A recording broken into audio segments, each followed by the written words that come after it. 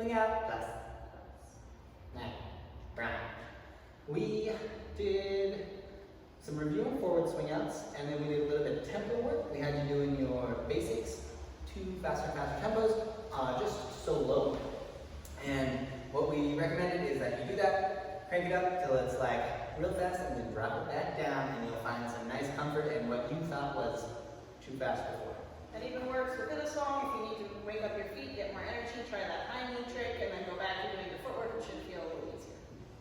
And then we had you doing this, where we just had you doing a count on your own. It was a ba, ba, ba, ba, ba, ba, and then you have the leaders.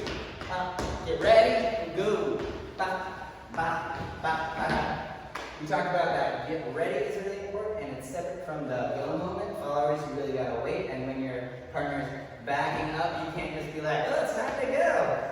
We also don't want to negate that tension that's building up and taking a giant step forward. We want to hang back, ride the feeling, get some swivels in. Boom. And then we did that little circle thing. Get out.